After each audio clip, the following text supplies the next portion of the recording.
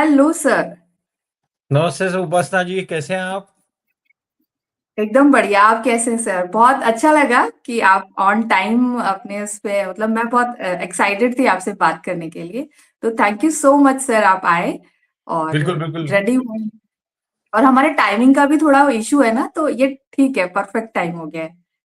Perfect है, हाँ। Perfect. Thank हाँ यू। जी। तो सर अपने बारे में थोड़ा बता दें कि आप कहाँ से हैं, इंडिया में कहाँ से, आपकी स्टडीज, आपकी फैमिली बैकग्राउंड, थोड़ा सा शुरुआती अगर आप अपना अपना इंट्रोडक्शन दे दे तो। श्योर। मैं एक्चुअली मैं ओरिजिनली बॉम्बे से हूँ। मेरे डैडी मेरे ग्रैंडफादर एक्चुअली बिलोंग करते हैं संगमनेर करके जगह जगह से। ये है अहमदनगर डिस्ट्रिक्ट सांगानेर। में। सांगानेर राजस्थान। संगमनेर महाराष्ट्र। संगम। हाँ। अच्छा, ओके ओके, महाराष्ट्र, ओके ये ओके। ये अहमदनगर डिस्ट्रिक्ट में आता है। वहाँ मेरे दादाजी वहाँ से ओरिजिनेट करते हैं। मेरे डैडी हम्म। एक्चुअली मूव हो गए मुंबई में। एंड फिर मुंबई में उन्होंने ही वाज वर्किंग देयर।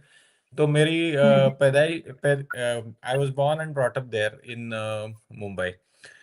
मेरी स्टडीज स्कूलिंग और जूनियर कॉलेज ये मुंबई में हुआ। मैंने इंजीनियरिंग कोल्हापुर से की है। और मैंने मेरा एमबीए पूना यूनिवर्सिटी से किया हुआ है। अ, ओके। तो ये मेरी बैकग्राउंड है। मेरे घर में मॉम डैड मेरी सिस्टर और मैं, हम लोग 4 जनों की फैमिली थी। अभी तो मेरी शादी होगी, सिस्टर की शादी होगी। सिस्टर बड़ौदा में है उसके फैमिली के साथ। और हम्म। उनके हस्बैंड बिजनेसमैन है। उनके 2 बच्चे हैं, 2 बेटियां।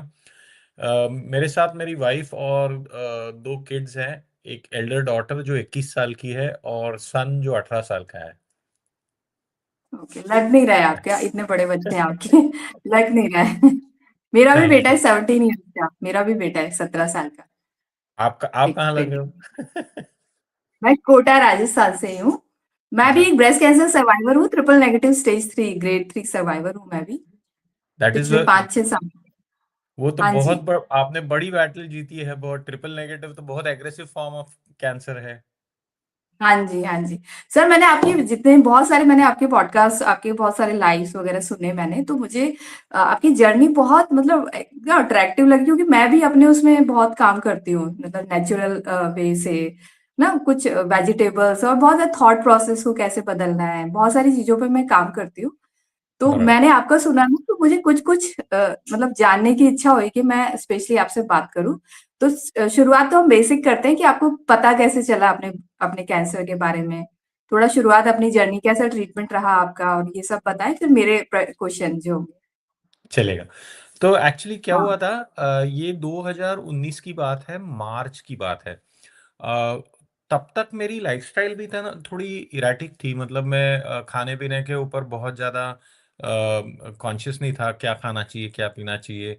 मेरी ऑफिस प्रोफेशनल लाइफ भी बहुत हेक्टिक हुआ करती थी। बहुत ज़्यादा काम करता था मैं। मतलब काम तो सभी सब करते हैं, लेकिन मेरा जो इंटेंसिटी था, मेंटल और फिजिकल इन्वॉल्वमेंट था, वो बहुत ज़्यादा था। जिसकी वजह से अच्छा। वर्क रिलेटेड स्ट्रेस काफ़ी हुआ करता था उन दिनों। 18-18 घंटे काम करना, उसके ऊपर मैं फिजिकली थोड़ा कॉन्शियस भी था कि मैं कैसे दिखना चाहिए, नहीं था वो। तो वो प्रेशर की वजह से जिम विम भी करता था। नींद बहुत कम हुँ, होती थी। तो जिम करना अच्छी बात है, लेकिन वो at the cost of sleep, and it can turn into physical stress. तो वो भी हो रहा था। तो 2019 मार्च में एक दिन जब ये शेव कर रहा था, तब मैंने हुँ, मेरे शोल्डर और चेस्ट एरिया में मैंने एक लंप देखा। तो मुझे थोड़ा अटपटा लगा वो। मैंने सोचा इसको डॉक्टर को दिखाया जाए। फैमिली से भी थोड़ा डिस्कस करने के बाद हमने सोचा कि इसको दिखा हुँ, देंगे डॉक्टर को। डॉक्टर को दिखाया तो यूजुअल जो अल्ट्रासाउंड कराने बोलते हैं, फिर बायोप्सी कराने बोलते हैं, और पेट स्कैन हुँ, हुँ, कराने बोलते हैं। उससे उन्होंने कंफर्म कर दिया कि ये मैलिग्नेंट है करके। और तभी हुँ, इनिशियली स्टेज 2 की डायग्नोसिस थी। मुझे कैंसर के बारे में, लाइफस्टाइल के बारे में, इसका कोई मतलब कुछ जो भी पता था वो सिर्फ फिल्मों में राजेश खन्ना को कैंसर होते हुए देखा था बस। बाकी और कोई फैमिली हाँ में भी हाँ। ऐसे कोई केस नहीं था जिसकी वजह से मेरा एक्सपोजर हो कैंसर को। तो ये बैकग्राउंड थी मेरी। और ऑफ कोर्स जब ये डायग्नोस हो गया तो मैं काफ़ी इनिशियली डर गया, क्योंकि टिपिकल रिएक्शन यही होता है कि जो देखा है अब तक, सुना है कि कैंसर टर्मिनल है, क्योर नहीं है इसका वर्ल्ड वाइड, तो एक फियर जो डेवलप होता है वो हुआ था।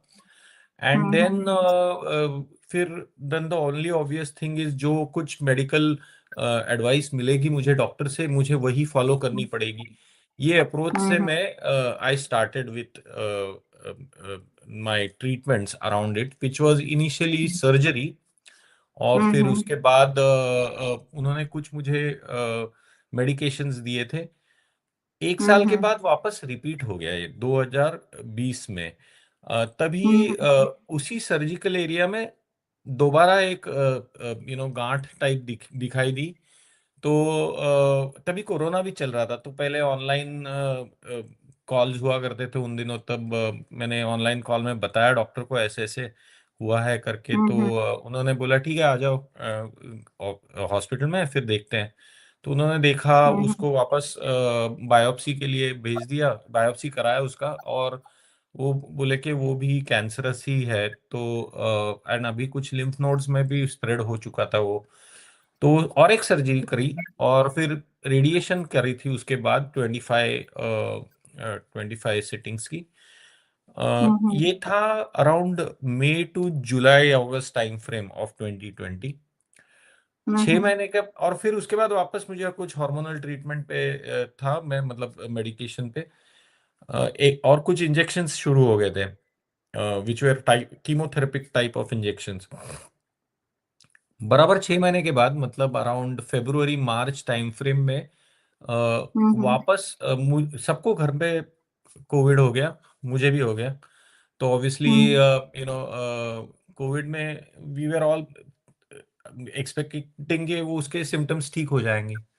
तो सबके तो ठीक हो गए, मेरे नहीं हुए। मेरे ब्रीदिंग इरेगुलरिटीज शुरू हो गए, मुझे काफी कफ होता था, ब्रीदिंग में बहुत दिक्कत होती थी। तो फीवर वगैरह तो ठीक हो गया था, लेकिन जो फिजिकल सिम्टम्स होते हैं, बट पल्मोनरी जो सिम्टम्स थे ब्रीदिंग के, वो ठीक नहीं हो रहे थे। और वो इनफैक्ट वर्सन हो रहे थे कि मुझे धीरे धीरे सांस लेने में तकलीफ ज्यादा होने लगी। फिर मैं मूवमेंट में तकलीफ होने लगी। मैं एक जगह पे ही बैठ जाता तो बैठ जाता, 2 स्टेप्स चलता वापस बैठ जाता है ना। तो फिर डॉक्टर के पास गए, तभी उन्होंने चेक किया। जैसे ही चेक किया, स्टेथोस्कोप लगाया, बताया कि आपका राइट लंग कोलैप्स हो चुका है, वो फंक्शन ही नहीं कर रहा है। तो फिर आप डायरेक्टली अभी इमरजेंसी में जाओ, जहाँ जो मतलब अपने यहाँ पे जो आईसीयू होता है, वैसे सिमिलर यहाँ पे ईआर करके है, इमरजेंसी रूम। तो इमरजेंसी रूम में एडमिट होने के बाद उन्होंने काफी टेस्ट वेस्ट कराए, तो उनको समझा कि मुझे प्लूरल एफ्यूजन हुआ है, मतलब पानी भर गया है राइट लंग में, जिसके वजह से लंग एक्सपांड नहीं कर पा रहा है, फंक्शन नहीं कर पा रहा है। तो फिर उन्होंने 4.25 लीटर पानी, मतलब फ्लूइड, ड्रेन आउट किया था राइट लंग से। और मैं वो 3 सिटिंग में हुआ था, दो तीन तीन सिटिंग्स में मैं फेंट भी हो गया था। काफी मतलब और मैं बेड रिडन था उन दिनों, क्योंकि मुझे चलने फिरने के लिए हो नहीं रहा था, मतलब I was not able to move around on my own. तो ये सिचुएशन में फिर ऐसा हुआ कि उन्होंने वो पानी जो ड्रेन आउट करा था वो टेस्टिंग के लिए भेजा। तो उन्होंने बताया कि ये काफ़ी कैंसरस एलिमेंट्स हैं इसमें। और फिर उन्होंने पेट स्कैन कराया, तो उनको समझा कि मेरे लंग्स में मेजरली वो स्प्रेड हो चुका था। काफ़ी लीजन्स थे, अलग अलग साइजेस के, दोनों लंग्स में। और फिर लिम्फ नोड्स में था, फिर थोरैटिक रीजन में था, ईसोफेगस में था, और मेरे बोन्स में स्प्रेड हो चुका था। तो पूरा एब्डोमिनल, हाँ वो काफी हेवी स्प्रेड था उसका, और रेट ऑफ स्प्रेड भी बहुत फास्ट था। तो मैं कम्प्लीटली बेड रिडन भी था उन दिनों। तो फिर उसके बाद ऑन्कोलॉजिस्ट को मिले, तो उन्होंने कहा कि ये तो बहुत बहुत स्प्रेड हो चुका है, ये स्टेज 4 हो गया है। और अभी तो हमने पूछा कि क्या किया जा सकता है इसके बारे में, कैन वी मतलब क्या ट्रीटमेंट, लाइन ऑफ ट्रीटमेंट्स क्या है। तो उन्होंने क्लियरली कहा कि अभी line of treatment standard of care होगी और दूसरा आपको पैलेटिव केयर में जाना पड़ेगा, क्योंकि मेरी हुँ, जो प्रोग्नोसिस थी वो टाइम पे वो 3 to 6 मंथ्स थी, मतलब जो मुझे बताई गई थी। तो हुँ, ऑब्वियस हुँ, रीजन था, यू ये मेरे साथ कैसे हो सकता है, ऐसे सडनली हुँ, आप कल तक लाइफ में प्लान्स बना रहे थे और सडनली कोई बोल दे के 3 to 6 मंथ्स रह गए, तो हुँ, डिनायल हुँ, स्टेज आ जाता है, वो मतलब एक्सेप्ट नहीं करने इजी हो जाता है कि क्या करें अभी। हुँ, हुँ, तो मैंने तो हुँ, पहले हम लोगों ने सोचा शायद हमने डॉक्टर का मतलब सेकंड थर्ड ओपिनियन लेना चाहिए। हम काफी डॉक्टरों के हुँ, पास गए, सब लोगों की यही राय थी कि 3 to 6 मंथ्स होगा, कुछ जनों ने तो बोला था 1 to 3 मंथ्स हो सकता है, एक जन ने बोला था कि 1 महीना भी अगर खींच जाए तो that will you'll be lucky. ऐसे अलग अलग मुझे प्रोग्नोसिस मिले थे, बट सारे वही कह रहे थे कि आपको अभी बहुत कम टाइम चांसेस बचा कम है। है। हुँ, हुँ, हुँ। तो ये सिचुएशन थी Upasana ji, this is how it developed. तो सर आपको जब ये मतलब ये हो जाता है ना कि अब तो बस खत्म है, तो वो सिचुएशन आपने कैसे हैंडल की? मैं तो बहुत डर गया था, मैं आपको सही बताऊं, मतलब झूठ बोलने में क्या है, मैं हाँ, बहुत हाँ, डर गया हाँ। था, समझ में नहीं था आ रहा था कि क्या किया जाए। मेरे दो छोटे बच्चे थे, हुँ, जो हुँ। तभी स्कूल में थे उन दिनों। मेरे पेरेंट्स का में एक ही लड़का था, और अपने इंडियन कल्चर में ये होता है कि मम्मी डैडी का ख्याल रखेंगे इन देयर ओल्ड एज। तो मुझे वो हुँ, हुँ। प्रेशर था कि वो उनका क्या होगा, मेरे बच्चों का क्या होगा। मेरी वाइफ वो हाउस वाइफ है, तो फाइनेंशियली वो कैसे मैनेज कर पाएगी ये सब चीज़ें, हुँ, हुँ। इसका हुँ, बहुत ज़्यादा फियर था। और हुँ, हुँ। फिर मेरा भी खुद के बारे में जब सोचता था तो ये भी था कि जिंदगी का मतलब क्या था, क्या हुआ अब तक, हाँ। कि इतने दिन अपन जिंदा रहे, कुछ कुछ किया, कोई काम के पीछे दौड़ा, कोई हुँ, जो चीजें डिजायर्स थी वो फुलफिल करने के पीछे परस्यू किया, और फिर बस खत्म ऐसे ही। तो हाँ, सही। वो एक थोड़ा कंफ्यूजन भी था कि ये मतलब लाइफ का मीनिंग क्या है। तो वो हुँ, एक्चुअल हुँ। वो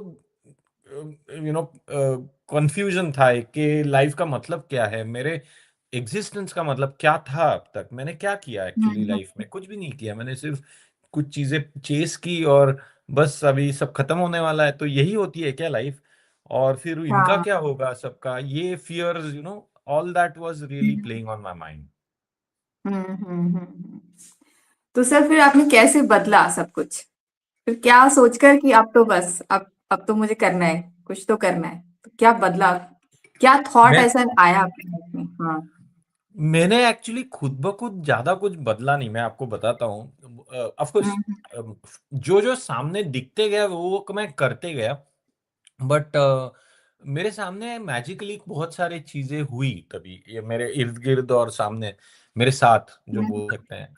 एक चीज ऐसे हुई कि जब अपन खुद का हौसला जब एकदम, व्हेन आवर ओन, जिसको ईगो बोल सकते हैं आप, कि एक आइडेंटिटी होती है कि मैं फलाना हूँ, ये हूँ, वो जब पूरा क्रम्बल हो जाता है, क्रैश हो जाता है हुँ, ना, हुँ, तो एक हुँ, सिचुएशन आती है जिसमें you just accept your reality, और हुँ, आप उस जब वो एक्सेप्टेंस में आ जाते हो, और उस टाइम पे जब आप हेल्पलेसली कुछ मांगते हो, तो मुझे ऐसे लगता है वो एक इन्फ्लिक्शन पॉइंट होता है, वहां पे मिरेकल्स फॉर्म होते हैं, और वो पॉइंट बहुत इंपॉर्टेंट है, बट उसमें क्या होता है, बहुत बहुत टाइम, और या काफी, और मेरे साथ अभी भी होता है कि एक खुद का ईगो, और मुझे जो चाहिए वो, और एक जो हुँ, होना है वो, इन दोनों का बीच में का जो बैलेंस है, वो जब भी मैं जब छोड़ देता हूँ कि मुझे क्या चाहिए,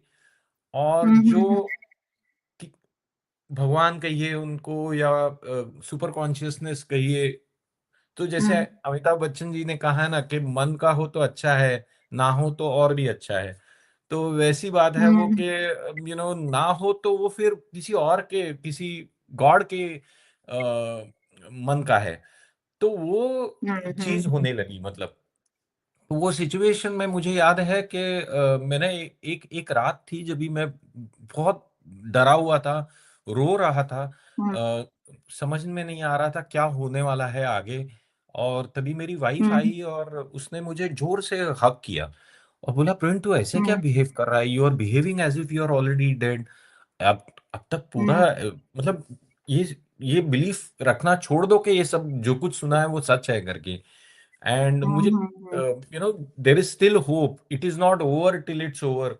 तो ये सब सुन के थोड़ा सा एक कहीं पे तो हौसला तो बढ़ा, लेकिन समझ में नहीं आ रहा था किया क्या जाए। और मैंने नोटिस हुँ, किया जब ये होता है, जब आप हुँ, भगवान के भरोसे सब छोड़ देते हो ना, तो मिरेकल्स होते हैं। हुँ, नेक्स्ट दिन मेरा एक दोस्त आया और उसने मुझे एक किताब थमाई, बोला कि किताब से भी ज़्यादा इम्पोर्टेंट ये है कि उसने मुझे एक राह दिखाई, जो जब मुझे राह दिख नहीं रही थी। And he hmm, just hmm, came and give handed me a book और कहा कि प्रवीण, मुझे पता नहीं कैसे हेल्प करूं तुम्हारी, लेकिन ये बुक शायद तुम्हारे काम आ सके। और वो हुँ, किताब हुँ, उसने मुझे दी, उसमें काफ़ी नेचुरल टेक्निक्स थे। काफ़ी फेमस बुक है, the only answer to hmm, cancer by doctor Leonard Coldwell. Hmm, तो अभी हुँ, कुछ था नहीं करने, तो मैं शुरू हो गया वो पढ़ने। और जैसे-जैसे बुक हुँ, पढ़ते गया उसमें नेचर और नेचर की इंस्टिंक्टिव हीलिंग कैपेबिलिटीज़ और के बारे में इनिशियल ग्राउंडिंग है, हुँ, काफ़ी इन्फॉर्मेशन हुँ, है।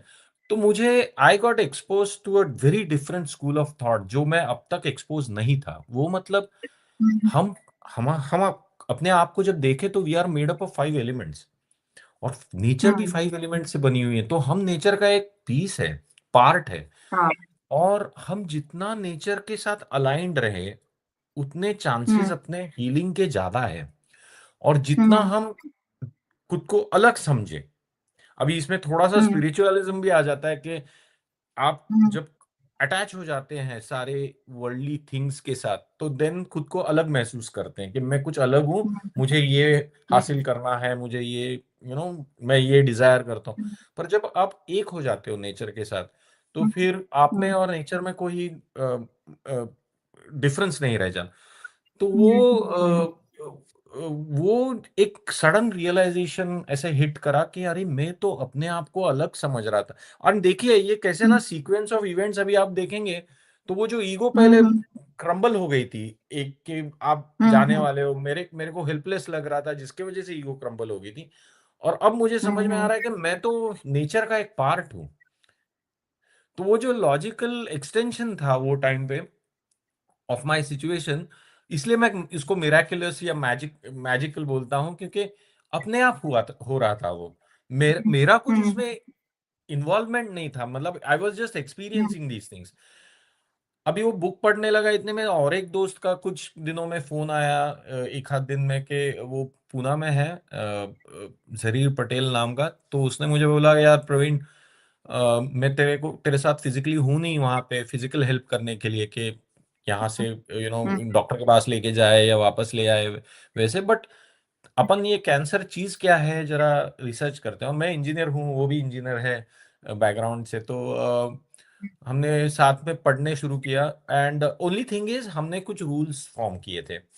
तो रूल हुँ, नंबर 1 वाज़ कि हम गूगल रिसर्च नहीं करेंगे। यूज़ करेंगे गूगल, बट गूगल रिसर्च नहीं करेंगे, इंस्टाग्राम रिसर्च हुँ, नहीं करेंगे। हम जो भी करेंगे वो या तो रिसर्च पेपर्स के थ्रू इंफॉर्मेशन कलेक्ट करेंगे, या तो जिन लोगों ने किताबें लिखी हैं, वो किताबें पढ़ेंगे, हुँ, या तो हुँ, अल्टरनेटिव ट्रीटमेंट्स की होंगी, या तो एलोपैथिक रिसर्च की होंगी, सो दोनों पढ़ रहे थे। एंड हमने कुछ हुँ, पैटर्न्स देखे, कुछ हुँ, गैप्स देखे जो करंट मेडिकल ट्रीटमेंट में नहीं है, या कवर कर हुँ, सकते, मतलब see modern science is amazing. At the end of the hmm, day सब कुछ साइंस से ही होना है। Hmm, diagnostic capabilities of modern science तूफान है। हुँ, लेकिन हुँ, कुछ गैप्स हैं अभी भी, कि जहाँ पे एक इंटीग्रेटेड अप्रोच नहीं है। जहाँ पे भी हुँ, इंटीग्रेटेड अप्रोच दिख रहा है वहाँ पे कंप्लायंस की वजह से ज़्यादा दिख रहा है, क्योंकि लोग बोल रहे हैं कि इंटीग्रेटेड होना चाहिए, होना चाहिए। पर अभी तक वो इंटीग्रेशन दिखाई नहीं दे रहा है। आयुर्वेदिक एक्सपर्ट के पास जाओगे तो हाँ, बोलेंगे आप एलोपैथी मत करो। एलोपैथी के पास हाँ, जाओगे और बोलोगे मैं आयुर्वेदा कर रहा हूँ, तो हुँ, गुस्सा हो जाएँगे। तो वो हाँ, इंटीग्रेशन कहीं था नहीं। And hmm, hmm, right practitioners भी मिलना बहुत इंपॉर्टेंट है, एलोपैथी में भी, आयुर्वेदा में भी, नेचुरोपैथी में भी, या हर्बल साइंस में भी। तो वो कहीं पे कनेक्शंस मिसिंग हैं, वो दिखाई दे रहे थे, हम्म और वो कनेक्शंस कहीं पे जोड़ने की का प्रयास, मतलब मैं तो मेरे सर्वाइवल के लिए हम लोग हम्म कर रहे थे। और जो जो फाइंडिंग्स भी हमारे सामने आए वो बहुत मैजिकल थे। मैंने खुद के ऊपर वो आजमाए, और वो थैंकफुली भगवान की कृपा से सब चल गए, मतलब आज आपके सामने हूँ, हम्म, 5 साल हो चुके हैं। हाँ। हम्म। तो ये सर तो यही है। मेरा, हाँ सर आपने बहुत अच्छी बात कही, क्योंकि मेरा भी टीएनबीसी है ना, तो टीएनबीसी में कोई कारण तो पता नहीं होता है कि क्यों है। बराबर। हार्मोनल भी नहीं है, हॉर्मोन का भी कोई रोल नहीं है।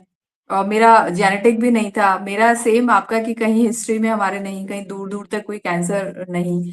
तो फिर आ जाता है फिर क्यों हुआ मुझे, है ना? तो आपके दिमाग में भी ये सवाल आया होगा कि क्यों बिल्कुल। मुझे, क्यों हुआ।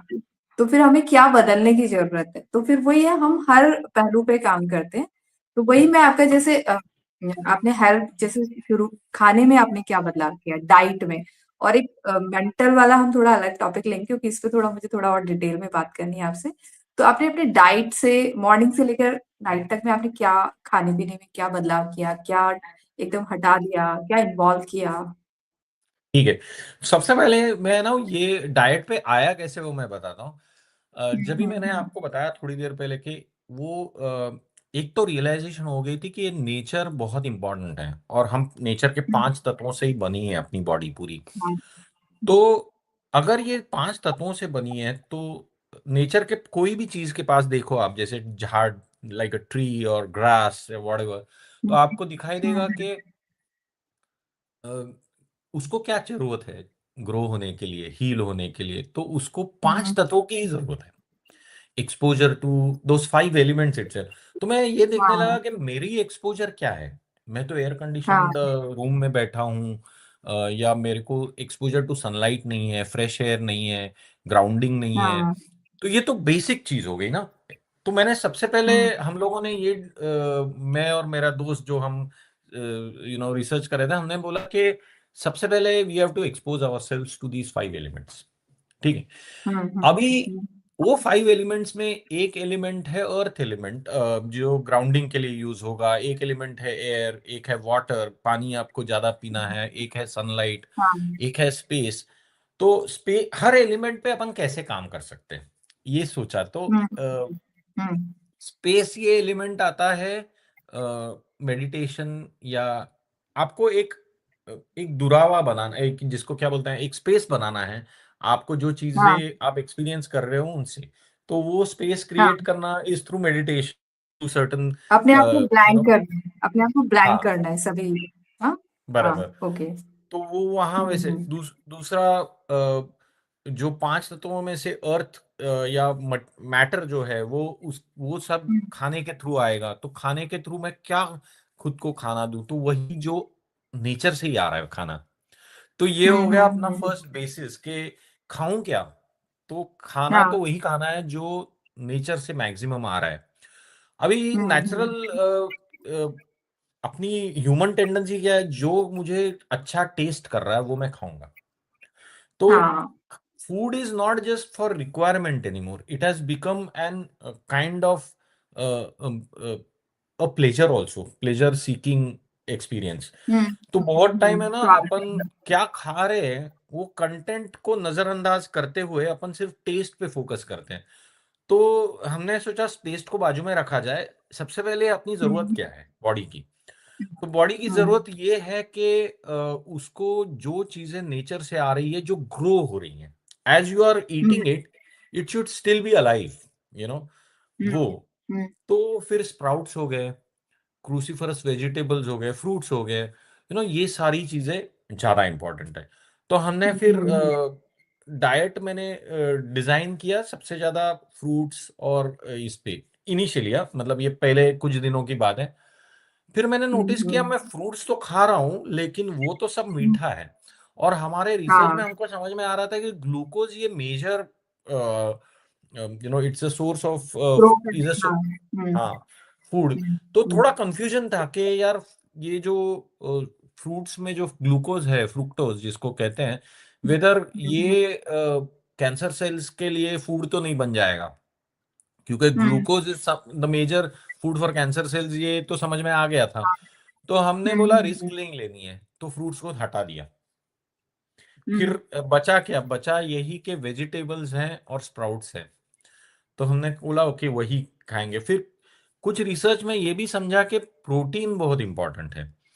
तो हाँ प्रोटीन को इंक्लूड करने का, अभी मैं तो नॉन वेजिटेरियन भी हूँ, तो मैंने नॉन वेजिटेरियन में क्या क्या प्रोटीन के सोर्सेज हैं वो हमने आइडेंटिफाई किया। तो I could only think of fish and chicken and eggs, and फिर वेजिटेरियन में पनीर है, अपने छोले हैं, राजमा है, वो टोफू है, वो सारी चीजें सोया रिलेटेड। तो प्रोटीन एक हो गया। फिर एक समझ में आया कि ओमेगा 3, इन्फ्लेमेशन ये मेजर हाँ कॉज है कोई भी कैंसर का, जो बेडरॉक है वो है इन्फ्लेमेशन। तो एंटी इन्फ्लेमेटरी हम्म फूड होना चाहिए। तो ओमेगा 3 हो हम्म गया जिसमें ज्यादा है। आप देखोगे कैंसर ट्रीटमेंट में omega 3 supplements play a very important role, right. Hmm फिर ये भी समझ में आया कि हाई ऑक्सीडेटिव स्ट्रेस की वजह से भी कैंसर होता है। तो हाँ ऑक्सीडेटिव स्ट्रेस को कम कैसे किया जाए, फिर एंटीऑक्सीडेंट्स आ गए उसमें। तो एंटीऑक्सीडेंट फूड हम्म कौन से हैं। फिर ये भी समझ हम्म में आया कि कैंसर ये एसिडिक बॉडीज में ज्यादा होता है। तो मुझे एसिडिटी बॉडी की इनहेरेंटली न्यूट्रलाइज करनी पड़ेगी। तो स्कूल में सिखाया गया था acid plus alkali is base, मतलब एल्कली हम्म उसको न्यूट्रलाइज कर रहा है, फिर एल्कलाइन फूड होने हाँ की जरूरत है। तो पीएच फूड का ज्यादा होना चाहिए। अब ये सारे हो हम्म गए इनपुट्स खाने के लिए। तो हमने बोला हाँ ठीक हाँ है, ये तो हो गया एक्चुअल क्या खाना चाहिए, कैसे क्या क्या एलिमेंट्स होने चाहिए खाने में, लेकिन कितने बार खाना हम्म चाहिए। तो फिर उसमें हम्म देखा कि 2016 या 2016 में there was a Nobel prize winner Japanese, एक थे जिन्होंने ऑटोफेजी ये डिस्कवर किया था, हाँ उनको नोबेल प्राइज मिला था। तो ऑटोफेजी के हम्म ऊपर हम जब रिसर्च करने लगे तो हमको समझा कि ऑटोफेजी के पहले एक फेज आता है कीटोसिस का। तो फिर कीटो हम्म डाइट के ऊपर थोड़ा रिसर्च किया। तो सेफील्ड नाम के एक रिसर्चर है, वो बॉस्टन में रहते हैं। तो उनके टच में हम आ गए। हमने ये भी रियलाइज किया कि कीटोजेनिक डाइट, मतलब जिसमें शुगर का नेट कार्ब्स बहुत कम है, वो बहुत हम्म हेल्प करता है। फिर हमने हम्म ये भी देखा कि कीटोसिस प्रोसेस किकअप होने के लिए इंटरमिटेंट फास्टिंग इंपॉर्टेंट है। फिर वो इंटरमिटेंट हम्म फास्टिंग के लिए हमने रिसर्च करा। तो ये समझा कि 16 घंटे के से ज़्यादा करेंगे या 16 घंटे हम्म करेंगे तो वो हेल्पफुल होगा। तो फिर एक हम्म तो था खाने का कंटेंट, दूसरा खाने के हम्म टाइमिंग्स डिफाइन हो गए ये थ्रू ऑल दिस। फिर खाने का प्रकार जो है वो भी थोड़ा हमने मैंने रियलाइज करा, ये थोड़ा इंट्यूशनली भी था कि हम चबाते नहीं खाना खाने को ज्यादा। हम हम्म फटाफट खाते हैं, और ब्रेन और पेट का जो कनेक्शन है वो थोड़ा डीले चलता है उसमें, कि आप हम्म जितने फास्ट खाओगे उतना ज्यादा ओवर ईट कर जाओगे। और फिर उसको हम्म प्रोसेस करने के लिए जो डाइजेस्टिव सिस्टम को ज्यादा काम हम्म करना पड़ेगा, क्योंकि आपने मुंह से चबाया नहीं है, तो naturally it has to be broken down by your digestive system. तो the way we eat also became important, कि धीरे धीरे खाओ उसको, टाइम लेके खाओ, यू नो हम्म तो ये एक एस्पेक्ट हो गया। फिर पानी कितना पीना चाहिए वो एक एस्पेक्ट था। तो उसमें भी काफी कॉन्ट्राडिक्शंस हैं। कुछ अपने हम्म नेचुरल नेचुरल फूड के लोग हैं, उनका कहना है कि पानी पीना ही नहीं चाहिए, बॉडी को जब भी प्यास हम्म लगेगी तभी पीना चाहिए। डब्ल्यू पीना हाँ अ, आजकल अभी बहुत ऐसे सुनने में आ हाँ, रहा हाँ कुछ लोग कह रहे थे 5 लीटर पीना चाहिए। कुछ लोगों ने तो कैलकुलेशन बनाया है कि 15 for every 15 KGs of weight आपको 1 लीटर पीना है। तो हम्म आप अगर यदि 75 केजीज के हो तो आपको 5 लीटर पीना चाहिए। फिर कुछ लोग हम्म कह रहे थे 2.5 से 3 ऑप्टिमल है। हाँ तो हाँ हमारे मेरे एक्सपीरियंस में मुझे लगा कि 2.5 से 3 या 3.5 लीटर इज द राइट हाँ बैलेंस। तो वो हम्म एक हमने कर दिया। उसमें भी ये किया कि रात को आप सोते हो तब आप नेचुरली खाना नहीं खा रहे हो, तो फास्टिंग हो चुकी है। तो हम्म फास्टिंग जब होती है तो फर्स्ट टाइम जब भी फूड के क्रेविंग्स आते हैं, तो बॉडी तो रेडी है डाइजेस्ट करने के लिए, हम्म तो वो गैस्ट्रिक एसिड ऑलरेडी रिलीज कर चुकी है। तो या करेगी, सो उसको प्रिपेयर करने के लिए आप बॉडी को कौन सा टाइप ऑफ वाटर देना चाहिए, तो अल्कलाइन वाटर वगैरह के बारे में भी लोग बात करते हैं, सो वो उसके राइट टाइमिंग्स क्या है वो फिगर आउट किए कि सुबह के टाइम किया जाए, जैसे ही उठ जाते हैं तो at least half a litre 1 litre of alkaline water you have it. तो ये कुछ इनपुट्स तैयार हो गए, मतलब अभी आप देखिए धीरे धीरे करके क्या क्या कंटेंट्स होने चाहिए, अब ढूंढने लगे कि ओके ये कंटेंट में कौन सा फूड फिट होता है। तो देख, और फिर उसमें भी पैटर्न्स दिखने लगे, जैसे मैंने बताया कि फ्रूट्स को तो हटा दिया था बिकॉज हाई फ्रुक्टोज कंटेंट है, तो फिर लेकिन अभी मुझे चाहिए हाई पीएच फूड्स, तो हाई पीएच फूड्स ये क्रूसीफरस वेजिटेबल्स हैं। आप पीएच एक्चुअली यहाँ पे गूगल का आप यूज कर सकते हो, आप जाके लिखिए कि ब्रोकोली में what is the pH of this food, तो आप जो भी फूड मुंह में डालने वाले हो उसका पीएच आप देख सकते हो। तो हमने देखा हाँ, कि जो हाईएस्ट पीएच फूड्स है वो क्रूसीफरस वेजिटेबल्स है, ग्रीन लीफी वेजिटेबल्स है। तो हमने बोला सूखी ये वगैरह। सबसे ज्यादा खाने चाहिए। हम्म। फिर आ गए कि प्रोटीन भी होना चाहिए, तो प्रोटीन का कंटेंट कितना होना चाहिए, अभी आप न्यूट्रिशनिस्ट से पूछोगे तो वो बोलेंगे 0.8 ग्राम, सॉरी 80 ग्राम्स पर, सॉरी 0.8 ग्राम्स पर केजी, ऐसे कुछ हम्म। हिसाब लगाया तो हाँ। 100 ग्राम आपका वेट है, तो 100 केजी वेट है तो आपको कुछ 80 ग्राम्स खाना चाहिए, ऐसे कुछ कैलकुलेशंस है।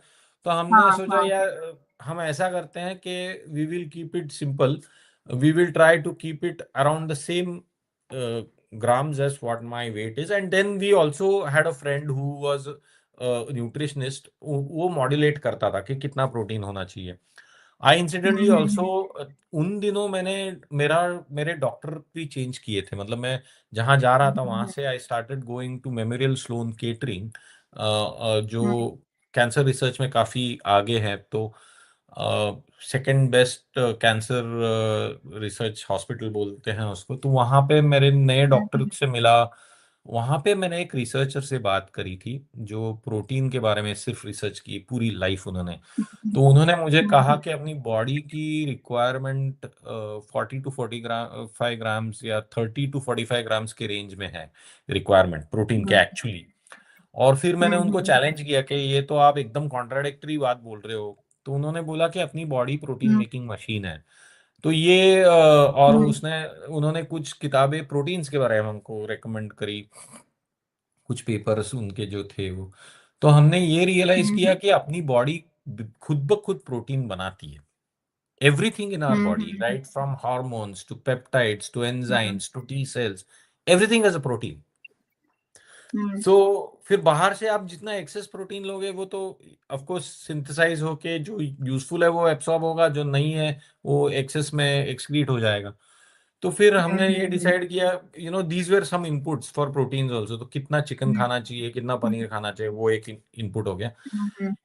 एंटीऑक्सीडेंट एलिमेंट्स होने चाहिए, बेरीज हो गए, ओमेगा 3 होने चाहिए, फ्लैक्स सीड्स हो गए, चिया सीड्स हो गए, वॉलनट्स हो गए। इनफैक्ट जो आपके कुकिंग ऑयल्स हैं उसमें ओमेगा 3 में घी भी आता है, तो फिर कुकिंग घी से क्यों नहीं की जाए, फिर हमारे न्यूट्रिशनिस्ट ने कहा कि हाँ वो कर सकते हैं क्योंकि उसमें हेल्दी फैट्स हैं। तो अभी फिर why is it that we are not using ghee for cooking or coconut oil for cooking? Why is it that everybody is using canola or seed oils or vegetable oils? Then we realized कि एक बहुत बड़ी industry चल रही है, food industry है, और वो उनके वी फाइनली जो हम प्रोग्राम होते हैं वो वही चीजें फॉलो करते हैं। तो we have been program to have certain foods, we have been program to you know and ये प्रोग्रामिंग मतलब एक फॉर्म ऑफ कंडीशनिंग है। तो वो कंडीशनिंग हम हर एक के साथ हो रही है, ऑफ कोर्स ऐसा नहीं है कि कोई प्लान करके बैठा हुआ है कि नहीं मुझे इनको ये प्रोग्राम करना, it's just that they are doing it for their own business reasons, but हम लोग उसकी जो एडवर्टाइजिंग है, उसकी जो प्रमोशंस है, वो ऐसे दिखाया जा रहा है कि वो बहुत हेल्दी है जबकि वो बहुत इन्फ्लेमेटरी है। तो ओमेगा 6 ओमेगा 9 कुकिंग ऑयल्स में ज्यादा होता है, वेर एज घी में ओमेगा 3 ज्यादा होता है। तो फिर नेचुरल किस चीज में कुक किया जाए वो भी, तो मेरे केस में तो मैं ये I had gone to the extent, मैंने सोचा पुराने ज़माने में मतलब लाखों साल पहले जब कुकिंग ऑयल्स ही नहीं हुआ करते थे, तो कुकिंग कैसे होती थी? हाँ, तो वो तो पानी हाँ, और फायर में ही होती थी, तो why not do it that way, you know? हाँ। तो मैं तो हुँ। एक्चुअली 2.5 साल वही खाना खा रहा था जो मैक्सिमम स्टीम कुक्ड हो या प्रेशर कुक्ड हो, हुँ, हुँ, वेजिटेबल्स खास करके। और जो हुँ, प्रोटीन्स वगैरह हैं वो मैं थोड़ा घी वगैरह में कुक कर रहा था, मतलब there was a mix of these two. तो ये मेरा हुँ, डाइट हुँ, था Upasana ji, this is how the diet was also hmm. Created, you know. I wanted to share that as well. तो सर आपका जब से आपका 4th स्टेज हो गया था, तो बॉडी में आपको कुछ प्रॉब्लम्स होती होंगी ना कि कुछ ना कुछ होता रहता होगा। इस बीच आप ये भी कर रहे थे। तो धीरे-धीरे आपको वो जो चेंजेस थे उसमें थोड़ा डिक्रीज़ मतलब नीचे जा रही थी आपकी सारी जितने भी फैक्ट्स थे जो भी। तो उस पे थोड़ा-सा आप बताएँ कि कैसे स्लोली-स्लोली आपका वो इफ़ेक्ट पड़ा खाने-पीने का आपका उसके ऊपर? सबसे पहले तो मेरे जो कि अभी मैं जब ये कोरिलेट करता हूँ पीछे वो हुँ, डेटा देखते हुए, हुँ, तो हुँ, मेरे हुँ, को ये दिखता है कि सबसे पहला इंडिकेटर है आपके लिम्फोसाइट्स। हुँ। ये बहुत लिम्फोसाइट। इंपॉर्टेंट है। आप हुँ, देखिएंगे जब भी आप जूझ रहे हैं कैंसर के साथ और पीक पे है, या आपके हुँ, यू नो बॉडी की हालत खराब हो रही है, तब लिम्फोसाइट्स की वैल्यू ज़्यादा होती है, आउट ऑफ रेंज हो हुँ, जाता है वो। हुँ, हुँ, तो हुँ। आपको वो तो लिम्फोसाइट्स के ऊपर बहुत क्लोजली वॉच करना चाहिए। ये है हुँ, एक। ये मैं हुँ, मेडिकली कुछ चीज़ें जो मेडिकली मैंने ट्रैक करी वो मैं बता रहा हूँ। हुँ, हुँ, सेकंड है मेरा हीमोग्लोबिन, प्लेटलेट काउंट्स, ऑब्वियसली वो सब चीज़ें। A1C hmm, is very important to be tracked hmm, perfectly. Hmm, मैंने देखा हुँ, है हुँ। कि स्वीट क्रेविंग्स ज़्यादा होते हैं कैंसर पेशेंट्स को, मीठा खाया जाए। तो हाँ, तो आपका टिपिकली टाइप हार्मोनल था बेसिकली, आपका हार्मोनल टाइप था ना? हाँ, जिससे हाँ। टैमॉक्सिफ़ेन वगैरह कुछ ऐसी टैबलेट आपको चली? हाँ, मैं पहले बार हाँ, टेमॉक्सिफिन चली, सेकंड टाइम एनास्ट्रोज़ोल चली थी, थर्ड टाइम पैल्बोसिक्लिब चली थी। हाँ। तो काफ़ी मेडिकेशंस अलग-अलग ट्राई किए। Hmm, hmm, nothing really worked and eventually hmm, hmm, जब ये बाकी सब भी चीज़ें करने लगा, तब तभी हुँ, लास्ट पाल्बोसिक्लिब चल रही थी। अभी हुँ, समबडी हुँ, में hmm, question it from the medical fraternity कि हमारी पाल्बो चल गई। लेकिन वो हुँ, पहले हुँ, अपने आप में चली नहीं थी। वो जब भी हुँ, ये सब हुँ, नेचुरल चीज़ें करे तभी चली। ऐसे बोल हाँ। इनफैक्ट वो लेते-लेते टर्मिनल स्टेट में आ गए थे, सिर्फ़ वो हुँ, लेते-लेते। हुँ, हुँ। ऐसे भी नहीं, आर्ग्यू इसके किया साइड जा इफ़ेक्ट भी बहुत ज़्यादा होते हैं ना, वही मैं इसलिए आपसे जानना चाह रही थी कि ये सब करते-करते आपके साइड इफ़ेक्ट्स भी हो रहे होंगे, जैसे आपके हाँ, हाँ, अल्सर वगैरह, है ना? जैसे स्टैमिना आपका बहुत ज़्यादा वीक हो रहा था, बिल्कुल। तो ऐसे आपका वही चीज़ मैं आपसे जानना चाह रही थी। हाँ जी। तो ये सबसे मेन थिंग तो आपका डाइजेस्टिव सिस्टम अफेक्ट हो जाता है, हुँ, कॉन्स्टिपेशन या हुँ, लूज मोशंस होने शुरू हो जाते हाँ। हैं। सेकेंडली हुँ, मैंने जो हुँ, नोटिस करा है कि फटीग ये बहुत ज़्यादा हो जाता है। आप हुँ, हुँ, कुछ कुछ हुँ, केसेस में हाइपोग्लाइसेमिया या हाइपरग्लाइसेमिया भी हो जाता है, हुँ, इधर हुँ, केस हुँ, में, तो ग्लाइसेमिक चेंजेस हो जाते हैं अपने ब्लड ग्लूकोज के। हुँ, आपको बॉडी थोड़ी इन्फ्लेम्ड लगती है कि सूजन हो रही है, ड्राइनेस ज़्यादा हो रही है स्किन में। ये हुँ, मुझे हुँ, साइड इफ़ेक्ट्स दिखाई दिए थे वो हुँ, मेडिकेशंस के। खाने का मन नहीं करता है बट फिर भी वज़न बढ़ते जा रहा है, वो एक हुँ, मुझे मेरे केस में मुझे फ़ील हो रहा था initially. Hmm, hmm, so hmm, those were the side effects which I faced. Hmm, hmm, hmm. Sir और ये आपका इसके बाद मेरा एक और क्वेश्चन था कि आपका स्ट्रेस पे जैसे मैंने आपका एक लाइन सुनी थी कि मैं वॉक कर रहा था तो मैंने किसी एक स्मेल आप आपको किसी कहीं से स्मेल आई कोई फ्लावरिंग हाँ, तो वो हाँ, वाली लाइन मुझे बड़ी वो टच कर गई कि हाँ हम क्योंकि पूरी जर्नी में ना मुझे स्ट्रेस का बहुत बहुत बड़ा पार्ट लगता है क्योंकि हम थोड़े अब सॉर्टेड हो गए हैं ना अभी हम हाँ, 2025 में जी रहे हैं तो हम पहले जैसे हमारे मम्मी पापा या दादा दादी ना हम ईश्वर के भरोसे या किस्मत पे छोड़ देते थे अभी हम बहुत सॉर्टेड हो गए हैं मतलब प्रैक्टिकल बहुत ज्यादा हो गए हैं। तो वो भी आप बताएं कि आपने इस पे कैसे वर्क किया क्योंकि हम किसी बराबर। थॉट प्रोसेस में घुस जाते हैं तो वो ओवर थिंकिंग बहुत ज़्यादा होती है। बिल्कुल, बिल्कुल। तो वो तो चीज़ एक्चुअली हाँ, हुआ ये बताइए? था हुआ ये था, और वो एग्जाम्पल भी किस कॉन्टेक्स्ट में था मैं बताता हूँ एक्चुअली। अब कैंसर ये स्ट्रेस रिलेटेड डिसीज है। हाँ, 3 टाइप के मेजर। स्ट्रेस है। हाँ, मेजर हम्म। 3 टाइप के स्ट्रेसेस हम्म। है। उसको मतलब मैंने थोड़ा सा उसको कैटेगराइज करके रखा। तो एक है फिजिकल हम्म। स्ट्रेस। फिजिकल स्ट्रेस कब होता है? जब आप नींद नहीं दे रहे हो बॉडी को रेस्टिंग की जरूरत है। तो जब भी स्लीप डिप्राइव हो जाते हो तो बॉडी को ऑटोमेटिक फिजिकल स्ट्रेस आ जाती है। अभी कभी कभी फिजिकल हम्म। स्ट्रेस कोई अंडरलाइन कंडीशन के वजह से भी हो सकती है, कि किसी को हम्म। एज के वजह से आर्थराइटिस हो गया है, तो that is also causing physical stress, चलते चलने फिरने में नॉर्मल स्ट्रेसफुल लग रहा है उनको। तो physique that we will categorise these things as physical stress. Second is chemical stress. आज के तारीख में आप देखोगे तो we are surrounded by chemicals. जो एयर आप ब्रीथ कर रहे हो फ्रेश एयर नहीं है, वो एयर कंडीशनड है, मतलब उसको कंडीशन किया गया है to become cooler, right? But वो कितना प्यूरिफाइड है, वो science is open to interpretation, right? जैसे आप दिल्ली में देखिए, स्मॉग बहुत ज्यादा है, यू नो, आए आए दिन हमको पढ़ने मिलता है बिग सिटीज में, इवन मुंबई या अदर सिटीज में। तो वाटर इज कंटामिनेटेड, क्योंकि वाटर में दिखता तो क्लीन क्लीन क्लियर है, लेकिन उसमें फ्लोराइड क्लोराइड कितने डले हैं, क्लोरीन कितना डला है, वाटर को एक अलग स्मेल आने लगा है आजकल। सुबह से उठ के रात तक सोने तक आप कंटिन्यूअसली बॉडी को केमिकल एक्सपोजर पे दे रहे हो। जैसे आप टूथपेस्ट लेते हो, फ्लोराइड क्लोराइड है। आप शैम्पूज अप्लाई करते हो, वो सल्फेट्स हैं, यू नो। आप जो मिल्क कंज्यूम कर रहे हो वो प्रोसेस्ड है, पैकेज्ड है, खाना, खाने के बहुत सारे एलिमेंट्स प्रोसेस्ड और पैकेज्ड है, तो उसमें सब में केमिकल्स, प्रिजर्वेटिव्स वो यूज होते हैं। तो केमिकल स्ट्रेस ये सेकेंड टाइप का स्ट्रेस है। और थर्ड है, वो है इमोशनल स्ट्रेस, कि आप क्या सोचते हो एंड वो कितना एनर्जी ड्रेन कर रहा है। ये सारे तीनों स्ट्रेसेस ना, इनको डील करने के लिए बॉडी के पास एक ही मैकेनिज्म है, वो एनर्जी यूज करती है, राइट? अब आपके बॉडी में एनर्जी क्रिएशन का क्या, आप कितना फोकस दे रहे हो और एनर्जी मैनेजमेंट कैसा हो रहा है, ये बहुत इंपॉर्टेंट है। यदि आप क्रिएशन नहीं कर रहे हो, आप ऐसे कुछ प्रैक्टिसेस नहीं कर रहे हो जिसकी वजह से बॉडी में हेल्दी एनर्जी क्रिएट हो, जैसे डाइट से एनर्जी ज्यादा क्रिएट होती है। आप बहुत ज्यादा हेवी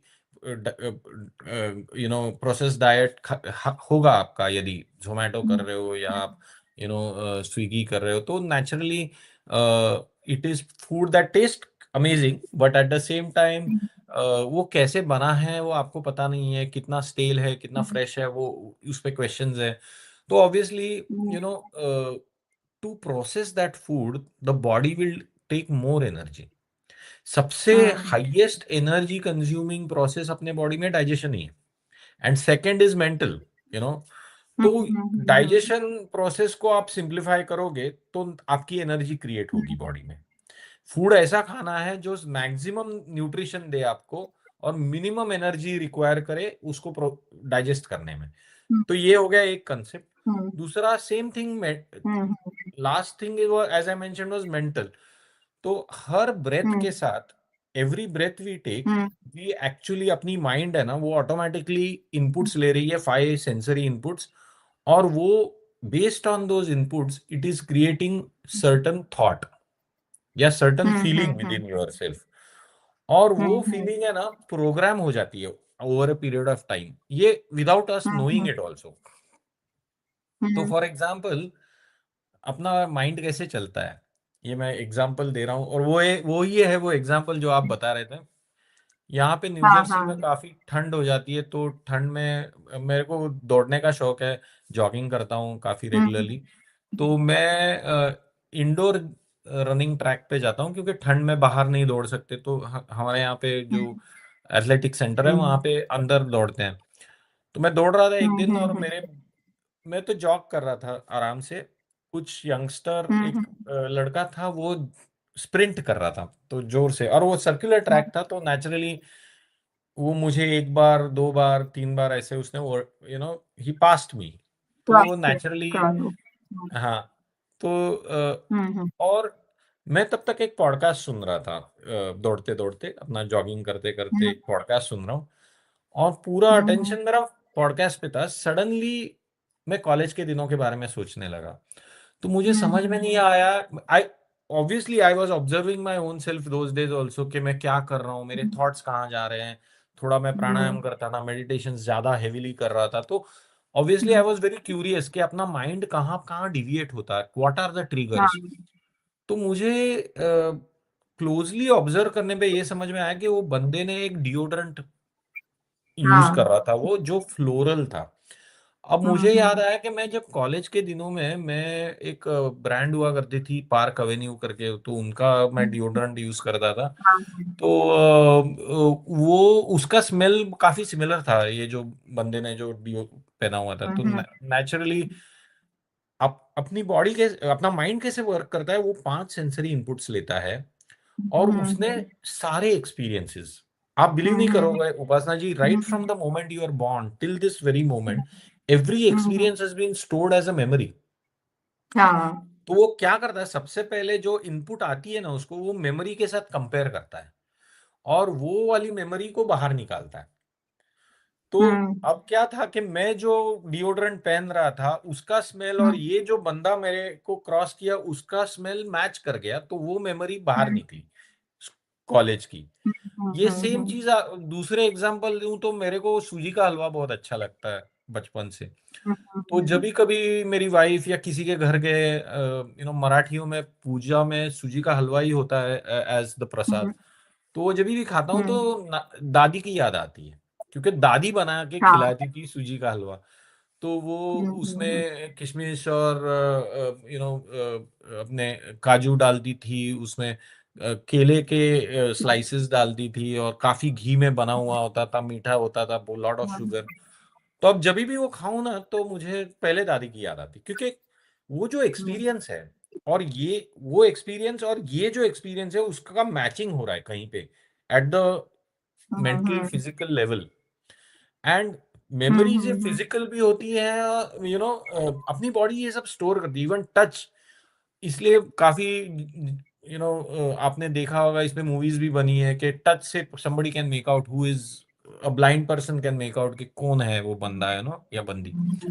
तो everything is an experience and it is stored in our body, and the 5 inputs that जो आ रहे हैं उसके हिसाब से वो देखता है कि क्या इनपुट आ रहा है, तो your brain will cognize that, to understand what is the closest match of memory, उसको बाहर निकाले। अब अपने पास क्या है, अपने पास अटेंशन है। आप किस कौन से चीज पे ध्यान दे रहे हो, अटेंशन।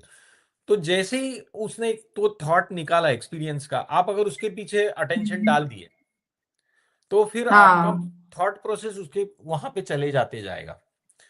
तो जैसे चला अभी जाता है कॉलेज हाँ के बारे में, वो उसने क्रॉस किया, उसका डिओड्रेंट का स्मेल मेरे डिओड्रेंट के, कॉलेज के डिओड्रेंट के स्मेल से मैच हो गया, कॉलेज के दिनों की हम्म यादें रिसरेक्ट हो गई, और मेरा ध्यान हम्म, उसके उन थॉट्स के ऊपर चला गया। तो अभी वो चला गया थॉट्स मुझे ड्राइव करते जाएंगे, फिर कॉलेज के दिनों की याद हम्म आएगी, वो कॉलेज की टपरी की चाय याद आएगी, वो कॉलेज के लेक्चरर्स की याद आएगी, दोस्तों की याद आएगी ना, all that. So what I realize it, the chain of thoughts या कॉग्निशन जो है अपने थॉट्स का, वो पूरा डिपेंडेंट, ये this is how it gets triggered. So if I and hmm अपने को मेंटल स्ट्रेस में क्या होता है, you start chasing a thought which could be good और bad for you. Every thought is going to consume some energy. Bad thoughts रहेंगे तो negative energy में आप बहुत ज्यादा स्पेंड करोगे, अच्छा थॉट होगा तो पॉजिटिव एनर्जी। लेकिन अपना ह्यूमन जो माइंड है ना, वो खुद सर्वाइवल जोन में ही ऑपरेट करता है हमेशा। मुझे क्या नुकसान हो सकता है इसी के बारे में सोचता है, तो गोल घूम घाम के ना वो ऐसे नेगेटिविज्म पे ही फोकस करेगा, और वो जैसे ही नेगेटिविज्म पे फोकस करेगा, आपको ज्यादा एनर्जी या ज्यादा स्ट्रेस निर्माण होगा, इमोशनल स्ट्रेस। तो that is an important aspect is what we figured के, यदि आपको कैंसर के साथ, कैंसर को पूरा मात देना है, तो आपको तीनों फ्रंट्स पे काम करना है।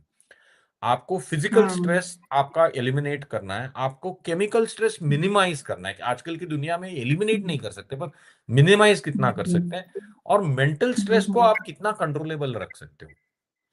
ये तीनों चीजों पे हम्म, आप यदि काम करोगे तो चांसेस ज्यादा बेटर हैं आपके में finally, hmm, hmm, whether you come out of cancer or not is not only dependent on us, it was also dependent on our own inherent body structure. आपका एज क्या है, आप बॉडी की capacity, immunity, metabolism, वो सब है। और finally there is also matter of luck and fate and hmm, आपकी डेस्टिनी क्या है, वो एस्पेक्ट्स तो है हम्म, ही। बट अपने साइड से मैं क्या कर सकता हूँ, तो ये तीन चीजों को हाँ, मैं ये मैनेज कर सकता हूँ, हम्म। यही मेन। तो सॉरी, सभी लंबा आंसर दिया आपके इस सिंपल क्वेश्चन के लिए। नहीं नहीं, अच्छा लगा मुझे तो बहुत, मैं सुनना चाहती थी। नहीं सर, वही जैसे हमें कैंसर डायग्नोस हो जाता है ना, तो वो उस थॉट से मतलब बहुत सारे थॉट हमारे फ्लक्चुएट होते हैं। हम एकदम सोच लेते हैं कि हम मरने वाले हैं, मर जाएंगे, दोबारा तो नहीं आ जाएगा कैंसर, लौट के तो हाँ, नहीं आ जाएगा, है ना। और हम अपने बहुत सारे जो लोग हमसे जुड़े हुए होते हैं, नेगेटिव भी होते हैं कुछ, हाँ, हाँ, जो हमें कर्मा से रिलेट करते हैं, कर्मा से भी रिलेट करते हैं। तो ये बिल्कुल। जो आपने अभी जो बोला ना, ये सारा हमारा उसमें मदद करेगा। ये जो जितना आपने बोला ना, ये सारा उस पे हेल्प करेगा। और सर ये एक और रीअक्रेंस का आपका दिमाग, आप कैसे रीअक्रेंस के डर से दूर रहते हैं? ये बहुत मेजर क्वेश्चन है। हाँ, बिल्कुल।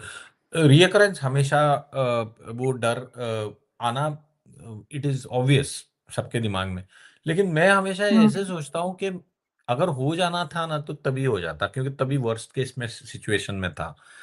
अब हुँ, हुँ, रियकरेंस होगा या नहीं होगा ये मेरे हाथ में तो है नहीं पूरा। हुँ, बट हाँ, मेरे जो कंट्रोलेबल्स है, जो मैंने बताया कि वो है फिजिकल हुँ, स्ट्रेस, केमिकल स्ट्रेस और मेंटल स्ट्रेस, उसको तो मैं कंट्रोल कर सकता हूँ। ये हो गया मेन पार्ट। अभी मेंटल स्ट्रेस में मैं आपको और एक मेजर एंगल बताता हूँ। अपने बॉडी में एक हुँ, सबकॉन्शियस माइंड होता है जो पूरी बॉडी हुँ, को चला रहा है। आप आपका हुँ, हार्ट कितने रेट पे बीट करना है ये आप नहीं तय करते, वो सबकॉन्शियस हुँ, माइंड तय कर रहा है, जिसको हुँ, ऑटोनोमस वो हो रहा है, आपके हुँ, बाइल लिवर ने कितना बाइल सिक्रीट करना है वो अपने आप हो रहा है ना, आप नहीं कॉन्शियसली वो हुँ, डिफाइन नहीं कर रहे हो। तो इसका मतलब हुँ, सबकॉन्शियस माइंड के कंट्रोल में मेरी बॉडी की फंक्शन है। हुँ, लेकिन सबकॉन्शियस माइंड है ना, वो स्लेव माइंड है। उसको ये नहीं समझ में हुँ, आता कि उसको लॉजिक नहीं समझ में आता। आप जो बोलोगे वो सिर्फ वो एग्जीक्यूट करेगा।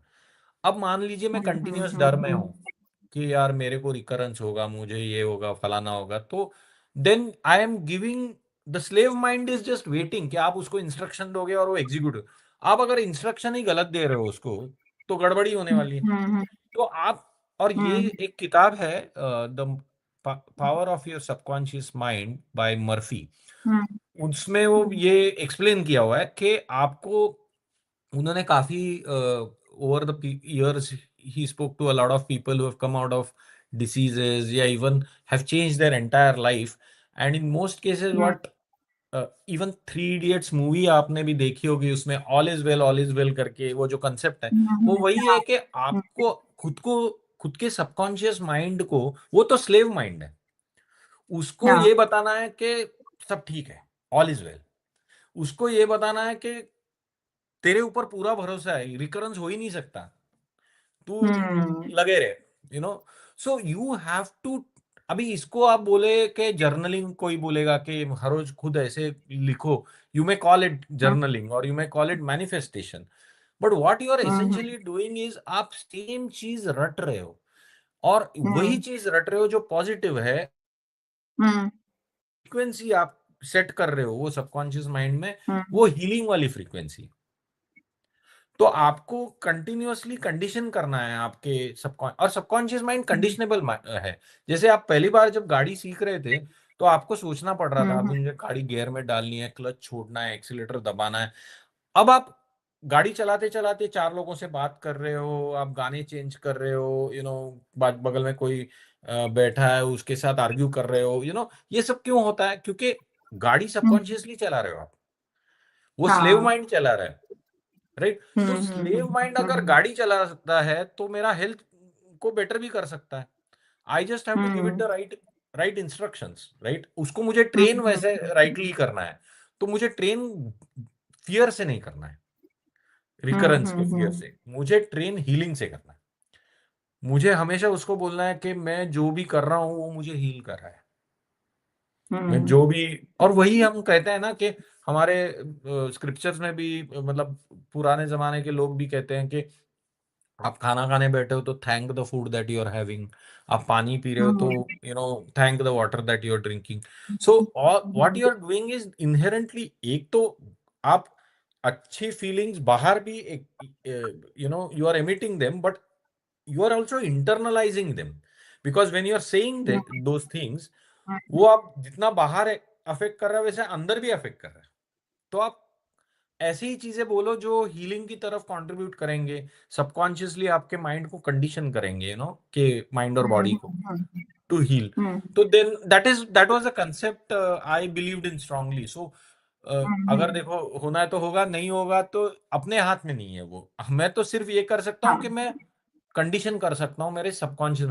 तो मेरा हाँ। ये बहुत इंपॉर्टेंट है, मतलब कहना लोगों को कि जब आप जूझ रहे हो ये चीजों से, तो इट इज वेरी इनहेरेंट कि आप नेगेटिविज्म से, इस डर से कि वापस रिकर होगा, आप डील करोगे। Hmm but the way to hmm overcome it is कि you have to keep telling yourself, your self talk should be कि I have full faith in my subconscious mind, it is hmm managing my my body beautifully. And trust me, आप देखो ना, hmm आप इतने साल, like I am 50 plus,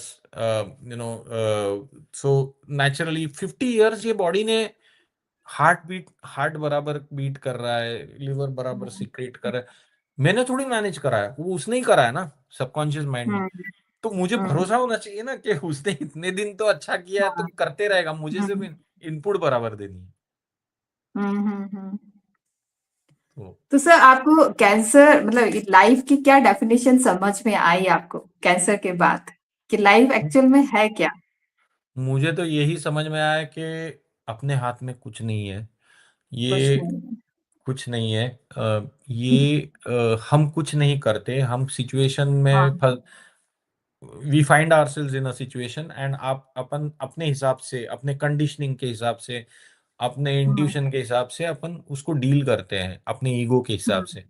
but actually her situation में आपके पास सिर्फ बेस्ट एफर्ट देना आपके हाथ में है। उसका जो आउटपुट है ना, ये किसी और के हाथ में है। हाँ। जिसे आप सही। भगवान कहें, जिसको आप सुपर कॉन्शियसनेस कहे। तो मुझे एक, हम्म अपन खुद को बहुत सीरियसली लेते हैं लाइफ में। हम पहले ये तो बहुत एक इमेजिन, इम्पोर्टेंट है। हाँ, एक इमेजिनरी आइडेंटिटी बना देते हैं, या बन चुकी है वो ओवर द इयर्स, कि मैं फलाना हूं, मैं ये हूँ वो। और फिर उसको है ना, अपन हमेशा प्लीज करने को की कोशिश करते हैं, और उसको हमेशा सफरिंग ना हो उस चक्कर में लगे होते हैं। और इसमें हम खुद को कहीं पे तो खो खो देते हैं। तो मेरा लाइफ का जो निचोड़ मुझे समझ में आया वो यही है कि ये तो होने वाला है सबके साथ। ये whole meaning of life is to experience it. But during that experience, are you experiencing it with false notions of who you are, or are you experiencing it with what real notions of who you are? So try to be as real as possible by being aware of your reality, and जितने आप उसमें रहोगे उतने आप गलत चीजों को chess नहीं करोगे, गलत अटैचमेंट्स नहीं बनाओगे, तो ऑटोमेटिकली आपकी आपकी life, it will flow by not your expectation but by the expectation of the higher self. तो यही है। थोड़ा सा लास्ट में आप अपना फिजिकल एक्टिविटी में आप क्या क्या करते हैं ये भी बता दीजिए। फिजिकल एक्टिविटी क्या करते हैं लास्ट में आपने इस कैंसर से क्या सीखा मतलब कैसे इंसान बन गए आप? मतलब मुझे तो ऐसा लगता है मैं बहुत ग्रूम हुई हूँ मुझे मतलब बहुत अच्छा हुआ है मेरे साथ जो भी हुआ है मैं बहुत एक अच्छी इंसान बनी हूँ एक एज ए ह्यूमन मैं बहुत अच्छी बनी हूँ। तो आप अपना एक्सपीरियंस भी बताइए थोड़ा सा। बिल्कुल। तो पहले मैं दिन में क्या करता हूँ वो बताता हूँ कि मैं जैसे ही उठता हूँ, the first thing I do is, I मैं as soon as I get up around 6:30 7 o'clock, I'll start doing some form of physical activity. Typical physical activity मेरा जॉगिंग है। उसके बाद मैं सनलाइट में बैठूंगा, खुद को ग्राउंड करूंगा, और मैं प्राणायाम करता हूँ। तो पहले जॉगिंग होने के बाद then I will come and sit in the sunlight. यहाँ पे कभी कभी सनलाइट का प्रॉब्लम होता है, ठंडी वंडी में, तो हुँ, तभी I will have to run on a treadmill और something like that. But hmm, physical activity basically followed by hmm, yoga, followed by pranayams. Yoga में मैं सूर्य हुँ, नमस्कार करता हूँ, हुँ, बहुत ज्यादा भी नहीं, 15 सूर्य नमस्कार करता हूँ। उसके बाद कभी कभी हुँ, क्रिया योगा करता हूँ। क्रिया योगा के मैंने 2-3 अलग अलग टाइप के क्रिया योगा सीखे हुए हैं अलग अलग गुरुजी से। तो हुँ, वो मैं करता हूँ। उसके बाद प्राणायाम करता हूँ। प्राणायाम में मेरा एक सीक्वेंस है, वो करता हूँ। मुझे लगता है अनुलोम विलोम बहुत इंपॉर्टेंट है। वो नाड़ी शोधन भी बोलते हैं, मतलब it balances your nadis. Omkar हुँ, बहुत हुँ, इंपॉर्टेंट है, भ्रामरी बहुत इंपॉर्टेंट है, हुँ, नाइट्रिक ऑक्साइड बढ़ाता है वो। तो हुँ, वो हुँ, करता हूँ। वो होने के बाद फिर मैं मेरे डे का शुरुआत करता हूँ। Of course I do everything like everybody else does, I do my job, but hmm, वो जॉब के साथ बहुत ज़्यादा ओवर अटैचमेंट नहीं है कि मुझे ये करना हुँ, ही हुँ, है, या उसके getting to worried about it कि अरे ये होगा तो वो होगा, वो चक्कर में I give my best whatever I can when I do the job, and then I leave everything else to God. Another thing is खाने खाने पीने में थोड़ा मैं कंट्रोल करने की कोशिश करता हूँ। Of course it is not easy, but मैं व्हीट एंड राइस को कम से कम खाने की कोशिश करता हूँ। शुगर तो बिल्कुल नहीं खाता। हुँ, जितना हुँ, हो सके उतना शुगर कंटेंट से दूर रहता हूँ। I hmm, try hmm, to finish my meal by 7:30 in the evening. 7 साढ़े 7 तक हुँ, खत्म करता हूँ। I try to sleep hmm, by hmm, around 10:30 11 o'clock, and तो बेसिकली 8 आवर्स की स्लीप हो जाती है। तो ये मेन मेरा डेली रूटीन है। रीडिंग करता हूँ काफ़ी, जितना हो सके उतना पॉजिटिव रहने की कोशिश करता हूँ। नेगेटिव थॉट्स तो आते हैं बीच बीच में, जब भी आते हैं तो अलर्ट रहने की, और ये ये सारे योगिक प्रैक्टिसेस और प्राणायाम और मेडिटेशंस करने से ना थोड़ा आपका अवेयरनेस ज़्यादा हो जाता है। तो जब भी कभी माइंड भटकता है तो आप पकड़ लेते हो उसको जल्दी से, before it becomes too negative you catch hold of it and you get it back to what you want it to be. तो ये मेन डेली रूटीन है। अब मेरा क्या हुँ, हुँ, पर्सपेक्टिव चेंज हुआ है लाइफ में, वो यही है कि मुझे ऐसा लगता है कि लाइफ को बहुत ज़्यादा सीरियसली लेना नहीं चाहिए अब हम लोगों ने। हुँ, हुँ, मैं एक एग्जांपल हमेशा देता हूँ कि हम है ना खुद को डिफाइन करते हैं कि मैं ये हूँ, मैं वो हूँ, और खुद को लिमिट कर देते हैं उस चक्कर में। हुँ, तो हुँ, हुँ, हुँ, वो डेफिनेशंस करने की जरूरत नहीं है हमें actually. Um, we can um, keep it very loose ended, जहाँ लाइफ ले जाए वो एक्सपीरियंस करो, उसमें बेस्ट दो, और फिर आउटपुट आपको जो आपका फेटेड या डेस्टाइंड आउटपुट है वही मिलेगा आपको, एंड जस्ट हुँ, बहते रहो इसके साथ। हुँ, ये कंसेप्ट हो गया अभी। उसमें दूसरे, जैसे नेचर में आप देखोगे तो झाड़ ये नहीं सोचता कि मैं ऑक्सीजन इस बंदे को दूं नहीं दूं, मैं हुँ, इसको हुँ, हुँ, शेड दूं नहीं दूं, वो सबको देता है वो। सो हुँ, वही एक कंसेप्ट है कि जितना हो सके उतना शेयर करो ये सारा इंफॉर्मेशन उन लोगों के साथ जो अभी जूझ रहे हैं ये जर्नी में हुँ, कैंसर के साथ, हुँ, शायद उनके कुछ काम आ जाए ये। इसको जितना हो सके उतना सिंपल बना के उनको पेश करो ये इंफॉर्मेशन। और इसके लिए कोई don't try to monetize it, ये कंसेप्ट है। क्योंकि अपने नेचुरल चीजों के लिए पैसे नहीं लेते नेचर, एयर के लिए। तो हुँ, ये नॉलेज है जो सबको हुँ, अवेलेबल होनी चाहिए, इसके लिए हाँ, कोई पैसे लेने की जरूरत नहीं है। मुझे लगता है ये आपको यदि पता है तो शेयर कर दीजिएगा। हाँ, हुँ, अब हुँ, हुँ, अभी इसमें काउंटर आर्ग्यूमेंट्स बहुत लोगों के ये भी है कि पैसे जब तक नहीं लेते तब तक सीरियसली नहीं लेते, बट मुझे ऐसा लगता है कि अगर पावरफुल इंफॉर्मेशन है तो वो सीरियसली ली जाएगी एक्सपीरियंशियली सूनर और later. Um, hmm, um, So that is how I live my life. I try to spend it with sharing this information, sharing this experience, so that it helps others to fight with this with this dreaded disease.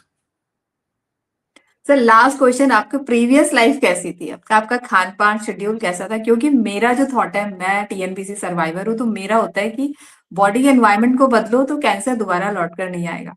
तो वही आप थोड़ा-सा अपना previous भी अपनी lifestyle बता दें, तो हम थोड़ा सोच पाएँगे हाँ, आपने एकदम 360 एंगल में अपनी पूरी लाइफ़ बदल डाली, उसके बाद आप कैंसर फ्री हो चुके हैं। तो मेरा तो थॉट यही रहता है, थोड़ा-सा अपने प्रीवियस लाइफ़ का भी थोड़ा बता दें, क्या आपका रूटीन रहता था? खाना-पीना कैसा रहता था? मेरा पहले का लाइफस्टाइल बहुत ही अनहेल्दी था। राइट फ्रॉम खाने पीने के से लेके सोचने और खुद मतलब how I was carrying out my life, हर चीज मेरे लिए एक चीज मतलब every pleasure was attain to be attend and experienced, ये पॉइंट ऑफ हुँ, व्यू से मैं हुँ। चेस करता था उसको, फिर वो या हुँ, वो हुँ। प्रोफेशनल सक्सेस हो या फिर वो कोई खाने पीने की चीज हो। I wanted to um, um. Experience that, कि मुझे टेस्ट खा रहा हूँ तो टेस्ट बहुत जबरदस्त होनी चाहिए। अच्छा। दोस्तों के साथ पीने बैठा हूँ तो बिल बहुत ज्यादा शराब पीनी है ना, हुँ, ऐसे हुँ। टाइप के I was chasing pleasure all the time, typically mostly around drinks and about food. दूसरा मैं खुद को बहुत स्ट्रेस में डाल रहा था हर चीज में, तो टॉक्सिक हो गई थी। मेरे इर्द गिर्द भी जो भी चीजें लोग थे वो भी उस टाइप के, बिकॉज आपकी एक फ्रीक्वेंसी होती है, आप जो काम हुँ, करते हो वैसे टाइप की फ्रीक्वेंसी के लोग आपको अट्रैक्ट होंगे, तो people who are highly competitive professionally, वैसे टाइप के हुँ, लोग आपके इर्द गिर्द रहेंगे। You are competing with them, you are also friendly with them, you have to manage hmm, and overcome and supersede वो। तो वो बहुत ज्यादा स्ट्रेसफुल एनवायरनमेंट एक था। मेरा खाना बहुत ही इरेटिक था, खाने पीने के टाइमिंग्स नहीं थे। मैं बहुत ज़्यादा I used to be a frequent drinker, मैं काफ़ी ड्रिंक्स विंक्स लेता था। मैं 30 साल स्मोकिंग किया हूँ, 30 ईयर्स रेगुलर स्मोकर था मैं। हुँ, हुँ। 2019 में जस्ट डायग्नोसिस के पहले, ये भी एक थोड़ा मैं बोलता हूँ, इन अ वे, अभी सोचता हूँ कि just before I got diagnosed अपने आप छोड़ दिया था मैंने सिगरेट हुँ, पीना। हुँ, हुँ। और डायग्नोस होने के हुँ, बाद तो सवाल ही नहीं था वापस सिगरेट पीने की। तो हुँ, मेरा हुँ। पूरा लाइफस्टाइल 360 सॉरी 180 डिग्रीज पूरा चेंज हो चुका है अभी। आप देखोगे ना तो hmm, right from what I eat, what I drink, what I consume, how I consume it, how hmm, I पहले सब कुछ मेरे लिए था, हुँ, अब हुँ, वो मेरे लिए नहीं है, अब वो दूसरों के लिए क्या कर सकता हूँ ये ज्यादा प्रायोरिटी रखता है। तो वो आई थिंक मेजर शिफ्ट है अप्रोच में। और पूरी जर्नी में सबसे बड़ा रोल किसका रहा आपकी? आपकी वाइफ का जो होगा सबसे वाइफ इम्पोर्टेंट। का तो सबसे बड़ा, मैं तो बोलता हूँ वो अगर नहीं होती तो मैं बाहर भी नहीं आता इसके। She is a very strong lady. मेरे मम्मी डैडी का बहुत बड़ा रोल है, मेरा जो अपब्रिंगिंग है, हर चीज़ के पीछे लग के थोड़ा कुछ एनालाइज करना, ये कहीं पे तो कंडीशनिंग पे ही डिपेंड है ना। तो हुँ, कंडीशन हुँ, भी ऐसे किया है बचपन से अब तक के, कोई प्रॉब्लम देगा तो उसका सॉल्यूशन कैसे वैसे वो ढूंढने की कोशिश करना। फाइनली हुँ, अपने हुँ, हाथ में आउटकम तो नहीं है, बट वो जो हुँ, कोशिश है वो वहां से आ रही है, वो वो कंडीशनिंग से आ रही है, उनके आशीर्वाद की हुँ, वजह से। उनके अगर ब्लेसिंग्स नहीं होते तो शायद हम we wouldn't be having this conversations, I would not be here also. So वो है मेरे बच्चों के वजह से, मेरे कुछ अमेजिंग फ्रेंड्स जो मैंने बताए, जिनके हुँ, वजह से मैंने ये रिसर्च किया, जिनके साथ रिसर्च किया वो, हुँ, हुँ, और बहुत लोग मिले, मैं आपको बता रहा हूँ कि बहुत लोगों ने कंट्रीब्यूट करा है इसमें। छोटी छोटी चीजें हैं, मैं अभी नाम लेते रहूंगा तो पूरा एक अलग सेशन करना पड़ेगा आपको। इतने लोगों ने हेल्प करी है मेरी, हुँ। आई कांट नहीं, tell you. 4th stage means आप जब डॉक्टर कह दें कि आपके पास सिर्फ 3 मंथ और 6 मंथ हैं, तो मतलब थॉट तो मतलब ऐसा हो जाता है ज़ीरो, हम सोच ही नहीं पाते। सपोर्ट ही बहुत काम करता है। मतलब आप अपने फैमिली का बहुत इम्पोर्टेंट है ये तो, बहुत ही ज़्यादा इम्पोर्टेंट है। सो बहुत अच्छा लगा आपकी मतलब सही में जो मेरे मन में सवाल थे, ये कोई मैंने लिखे नहीं थे, कोई मेरा क्वेश्चन लिस्ट नहीं थी, ये मेरे खुद के पर्सनल थे, क्योंकि मैं भी एक इसी जर्नी थैंक से यू। निकली हुई हूँ। तो बहुत अच्छा लगा सर आपसे बात करके और फ्यूचर में फिर जुड़ेंगे सर। कुछ आपकी तरफ से भी कुछ नॉलेज हो तो हम हमारे साथ शेयर करना है। छोटा-सा चैनल है ये, ज़्यादा बड़ा नहीं है। तो हम मतलब ये इंडियन वुमेन्स जो ज़्यादा बाहर नहीं जा सकते, एक्सपोज़र नहीं मिला है जिसको, तो आप जैसे नॉलेजेबल लोग जो होते हैं ना, तो थोड़ा हमारा भी नॉलेज बढ़ा देते हैं। तो thank you so much sir आपका यहाँ पे जुड़ने के लिए, बात करने के लिए। बहुत अच्छा लगा। बहुत जो 4th स्टेज से मेरी फ्रेंड्स हैं बहुत सारी, जो 4th स्टेज से अभी गुज़र रही हैं, तो उनको बहुत हेल्पफुल होगा आपका ये जो भी बातचीत रही, आपकी पूरी journey. Thank you, thank you, thank you so much sir. Thank you Upasana ji, you are doing a fabulous job. उपासना's गुड लाइफ ये चैनल बहुत बढ़िया, मैंने आपके काफ़ी दूसरे वीडियोस भी देखे। आपने जो आप कर रहे हैं ये कम्युनिटी के लिए इज़ अमेजिंग। मतलब और ये बहुत इम्पोर्टेंट है बिकॉज़ और कोई गाइडेंस अवेलेबल नहीं है। तो मैं हुँ, लोगों से यही कहूँगा कि ज़्यादा से ज़्यादा लोग आपका चैनल देखें और आपसे ये हौसला भी लें और इन्फॉर्मेशन और जो भी आप अनकवर कर रहे हैं ये कॉन्वर्सेशंस में, इससे कुछ हुँ, सीख हुँ। भी ले एंड अप्लाई करे वो, ताकि उनकी हीलिंग जर्नी ज़्यादा कंफर्टेबल हो। उनको वो जो सपोर्ट की ज़रूरत है वो सब मिले उनको। थैंक यू सो मच, आप ये बहुत बढ़िया काम कर रहे हैं Upasana ji. Thank you sir, आपकी जर्नी सुन के बहुत अच्छा लगा। भविष्य में हम फिर जुड़ेंगे sir. Thank definitely. You, thank you. Thank you, thank you. Thank you. Thank you, bye, take care. Take care.